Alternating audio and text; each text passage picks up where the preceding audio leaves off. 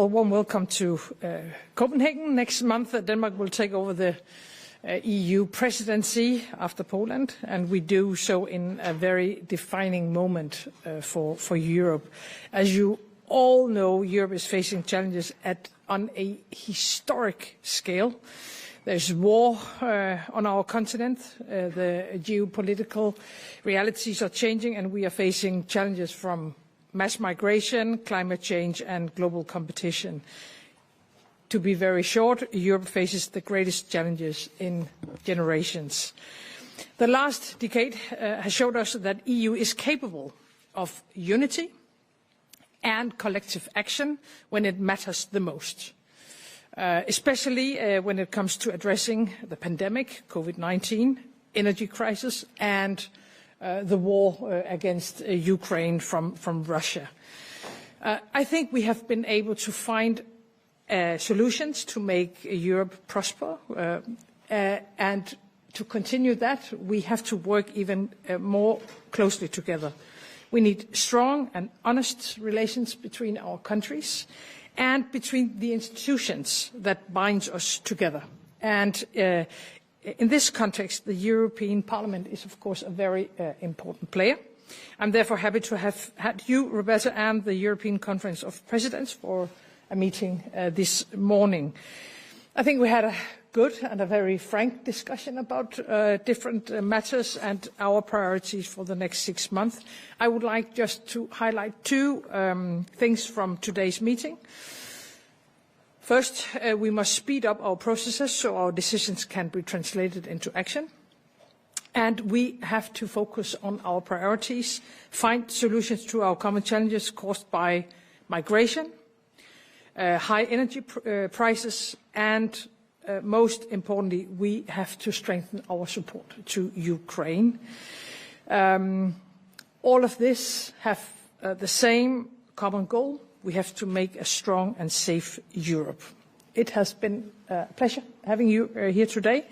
I'm sure that we'll have a good and close cooperation, and I look forward to the next half a year.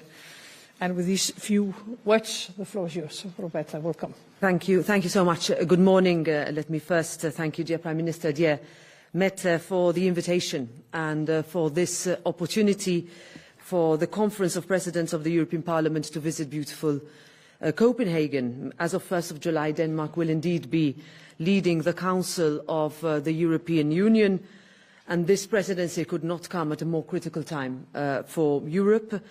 For the coming 6 months, in fact, we will rely on Denmark to lead the way, and I welcome your focus on strengthening our security, our competitiveness and democracy. In fact, today's meetings that we've just had with the Prime Minister and her team, the Danish government, later on with Folketinget, will allow us, in fact, to hit the ground running as from the 1st of July. I'm also here to do my bit to help reconnect European decision-making with the people of Denmark, to bring the Parliament closer to the citizens who voted for their Danish members of the European Parliament last June. They are those we represent, and I know that this is very important also for Denmark. In more general terms, in these uncertain times, we need a stronger Europe and we need a safer Europe, just as we need a smarter and a faster one. The time for geopolitical outsourcing is over. We must take responsibility for our own security, and that starts with Ukraine, as Ukraine security is Europe's security, and Prime Minister had also the opportunity to see the broad majority of the European Parliament group representatives who are completely aligned on this. In fact, Denmark has understood this challenge and will be perfectly placed to move Europe forward in our continued support for Ukraine, in strengthening our own capabilities and capacities to protect Europe. Last point, a strong and safe Europe also needs a strong and smart economy to make the investments that we need. And to do this, we must reform. We understood that in the European Parliament. We must simplify by cutting red tape and lowering the administrative burden for companies. We need to unlock capital. We need to make full use of our single market. In short, we need to support innovation. We need to make sure our businesses, no matter how small or large they are, can grow and pass the message that Europe is open for business. And with Denmark as home to so many successful companies in the driving seat, and also with your leadership and drive, dear Mette, I'm sure that the upcoming presidency will be a resounding success if we work together, and when we will. Thank you. And now we will open the floor for questions. TV2. Mette Frederiksen, you're not telling the Danes how they are going to pay for the rising defense cost. Is it because you don't know how? I will answer in Danish because this is a more internal affair. Vi følger faktisk den proces, vi har besluttet os for fra starten, kan man sige, i den her del af oprustningen af det danske forsvar. Vi ønsker, at Danmark skal kunne forsvare sig selv. Vi ønsker, at kampkraften skal op. Derfor har vi givet den meget klare besked til forsvarschefen. Køb, køb, køb. Vi har lavet en accelerationsfond. Den er finansieret i år og næste år. Og de afledte driftsudgifter, der følger i de kommende år. Og det har vi kunne gøre primært fordi, at dansk økonomi er stærk, og fordi vi vokser. Så har vi sagt meget klart til vores allierede, at vi selvfølgelig har tænkt os at leve op til de mål, som jeg forventer, vi beslutter på Haag-topmødet i NATO om få uger. Det vil kræve yderligere bevillinger til dansk forsvar, ligesom vi jo er forpligtet i forhold til Arktis og det høje nord. Når vi kender omfanget af vores styrkemål, når vi har truffet en principbeslutning i NATO omkring nye procentsatser, så vil vi selvfølgelig fremlægge den økonomi, der skal understøtte det. Men det er, kan man sige, den proces, vi har valgt, og som vi synes er den rigtige som regering. Jamen, du sagde så også i går, at du er klar til at gå op på de her 5%, hvis man 3,5 og 1,5. Så hvis det bliver det, så kender vi jo godt regningen nu. Er det ikke omvendt rækkefølge at sige ja til en regning, uden vi ved, hvordan den skal betales? Nej, det er det ikke. Og det kan meget vel være, at den regning kommer til at se anderledes ud, fordi vi jo fortsætter i gang med en genopretning af dansk forsvar, og vi har nogle helt særlige forpligtelser med kongeriget Danmark i forhold til Arktis og det høje nord. Så vi er stadigvæk i gang med, sammen med forsvarschefen, at danne os et overblik over, hvordan dansk forsvar skal se ud de kommende år. Jeg tror ikke, der er nogen danskere, der er i tvivl om, at den her regering har tænkt sig at løfte opgaven, og i lighed med alle andre politiske prioriteter kommer vi selvfølgelig også til at finansiere det, så det kan man være helt rolig i forhold til. Danish Radio. Can I ask both of you to comment on the latest development in Gaza, where again and again we see that the distribution of aid ends up in chaos, violence, death. Your comment, and maybe specifically your comment towards Israel. So on this, the European Parliament has been extremely clear from day one when we asked for a permanent ceasefire, the release of hostages, and increasingly importantly now, the allowing of aids to go in. The situation in Gaza is catastrophic. We have children, women and men dying every day. And we, as the #1 contributor of humanitarian aid, should be asking where is that aid going and how is it going to get to the people who need it the most. We also need to continue working, no matter how difficult it is, towards a two-state solution. And it is in that context, and here I'm sure in the Council there's also a debate as to what we do next, how we ensure that we have safety and security for all the people in the region. I don't really have a lot to add because I totally agree that the situation on the ground is terrible and we need aid immediately to enter Gaza. We need a ceasefire to ensure that, and we need, of course, all the hostages to be freed. And then we have to push our partners in Israel to take care of especially the civilians, of course, in Gaza, and to find a way forward when it comes to a two-state solution. But the situation is, as you said, it's terrible, and we need all kinds of humanitarian aid to enter Gaza immediately. But EU citizens might be asking themselves if the EU could do more towards Israel. Well, at the moment, there is, as you know, a review of the association agreement. There are ministers for foreign affairs that have asked. It is in that context that the relationship will be assessed and that the discussions will take place. We have never shied away from asking the questions. We will not shy away, and where we see that human lives, innocent human lives, civilians are being indiscriminately bombed, we will be the first ones to speak and the first ones to condemn. My question is for the President. It seems that the Union is having trouble agreeing on a new climate target. Should it be 90%, should it not? Can you comment on why it is that we at this time are having difficulties agreeing on a new climate target? Is it because the ambitions are being lowered? And where do you stand? Do you think that a 90% target is the right way? So this is a discussion, as you say, which is quite, I would say, not emotional in the European Parliament, but is driven by many factors. Which country you represent, the societal fabric, in other words, the priorities of the immediate place where you live, where you see, for example, in some countries that security is the #1 concern. In other countries, housing is the #1 concern. In other countries, immediate employment is the #1 concern. I would say that across the board, if you put these three together, that's what we were asked to deliver with the elections that took place in June last year.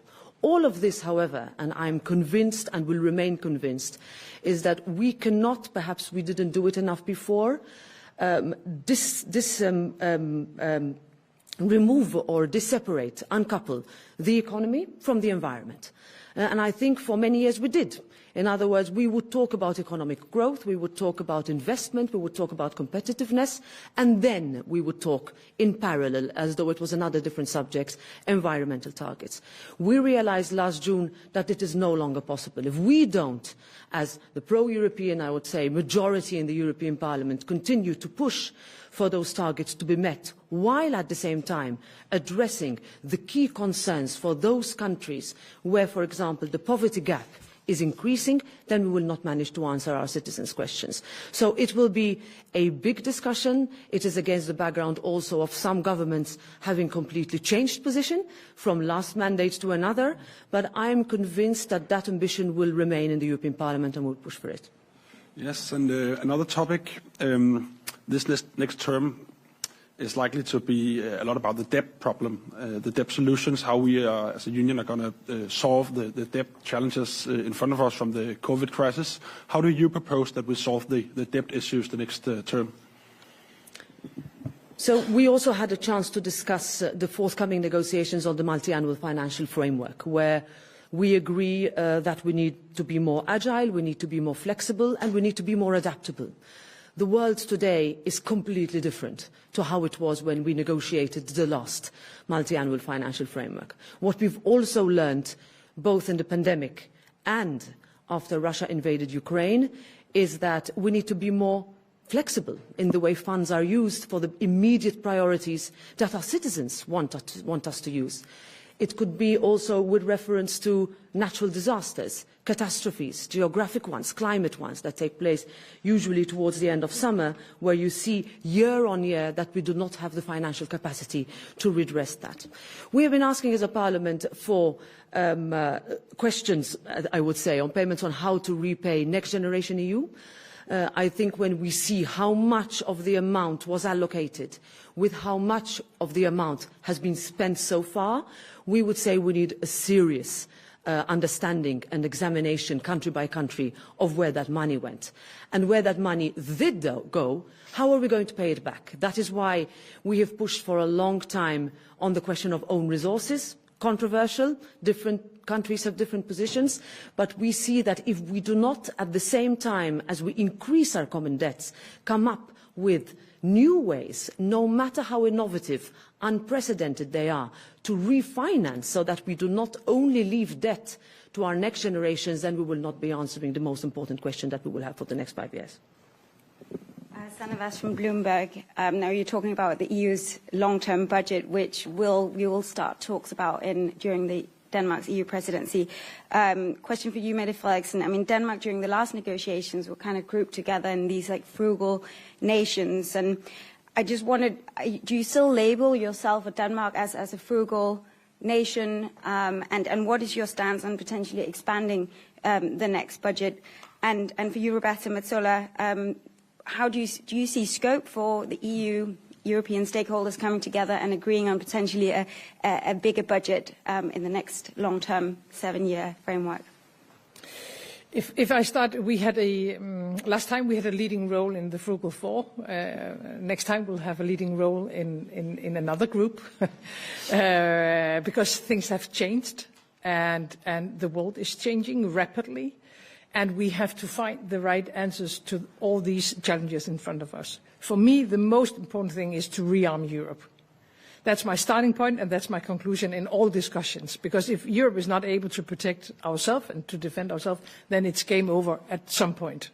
So rearming Europe is for me number one. And because of that, then all other priorities and all other principles and discussions have to be taken after deciding and taking the needed decisions on how are we going to rearm ourselves. And for me, the latest point will be 2030, and we are running out of time because of Russia's behavior.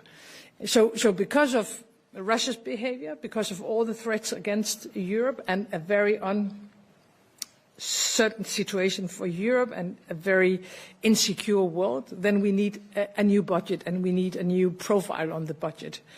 I totally agree that when we're talking about the budget, we need to think more flexible, because if you think back, all of you in this room, what happened, 7 years ago, no one in this room would have, the ability to think about the 7 years that we have witnesses and try to imagine what will happen in the next 7 years.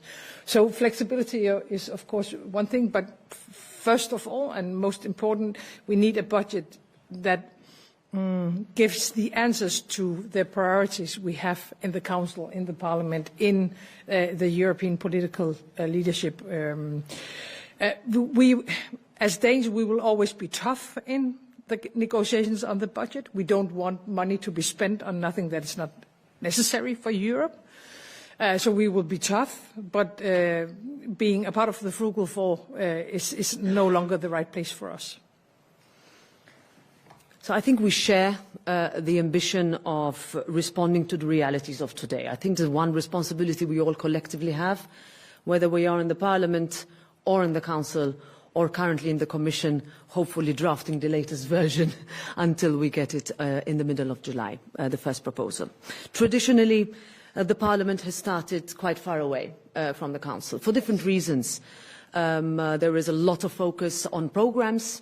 We focus on agriculture, we focus on youth, we focus on research, we focus on making sure that our social realities are kept also at the focus of what we do. Why do we say this? Because this is what the citizens ask from us, and in a way they expect us to come to the table with that standpoint.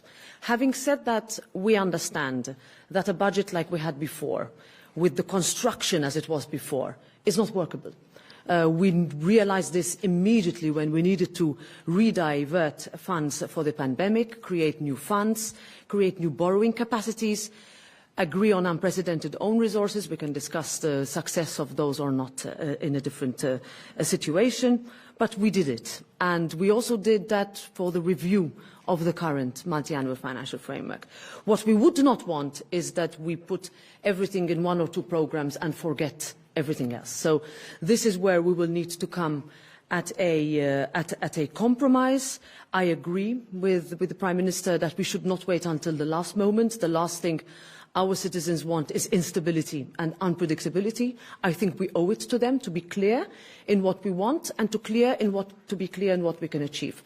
Our team is set. It is made up of extremely experienced negotiators who are also involved in negotiating the annual budget with the other institutions. So I am convinced we can reach an agreement that we can sell, that is deliverable, but does also not let go of the most important priorities, concerns, and if that is security, if that is competitiveness, it has to be there at the very core of it. Okay, last question.